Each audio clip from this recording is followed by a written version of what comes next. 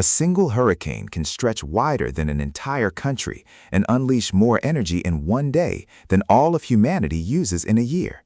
These are the most powerful storms on Earth. But they aren't chaos. A hurricane is really a giant, beautifully organized engine, and it runs on one simple fuel: warm ocean water. It all begins over tropical oceans in late summer, when the surface water is bathtub warm, around 26 degrees Celsius or more.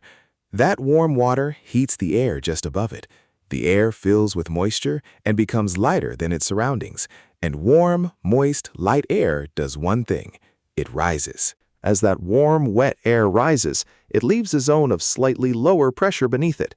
Air from the sides rushes in to fill the gap, soaks up more heat and moisture, and rises too. Now you have a self-feeding loop. Rising air pulls in more air, which rises and pulls in even more. The engine has started. High up, that rising air cools, and its moisture condenses into towering storm clouds. And here's the secret turbo boost. When water vapor condenses, it releases heat, the same heat it absorbed from the ocean. That released heat warms the air even more, making it rise faster, pulling in even more moist air. The storm supercharges itself. But why does it spin? That comes from the Earth itself. As our planet rotates, it gently deflects moving air, a effect called the Coriolis force.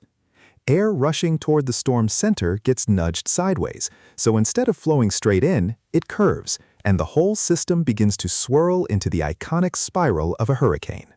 As it spins faster, a remarkable feature appears at the heart of the storm: the eye. Here, air actually sinks instead of rising, creating a strange pocket of calm. Skies clear, winds drop to almost nothing. But it's surrounded by the eye wall, a towering ring of the fiercest winds and heaviest rain in the entire hurricane.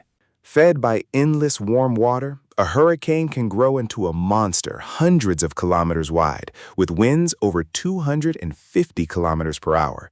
It pushes a deadly wall of seawater ahead of it called storm surge, which, along with the wind and flooding rain, is what makes landfall so destructive. So what finally kills it? Take away its fuel. When a hurricane moves over cooler water or makes landfall and crosses dry ground, it loses its warm, moist supply. Starved of energy, the engine sputters, the winds weaken, and within a day or two, the once mighty storm falls apart and fades.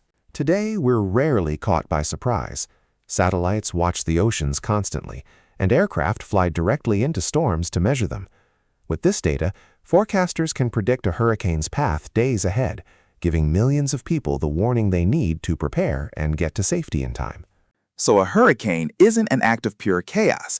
It's physics on a massive scale: warm water, rising air, and a spinning planet, combining into the most powerful weather on Earth. Terrifying, mesmerizing, and now, at least, something we can see coming. And if there's a science or nature mystery you want explained next, tell me in the comments. Your question could be the next video. If this made you a little more curious about the world, subscribe to the Binary Brew, and I'll see you in the next one.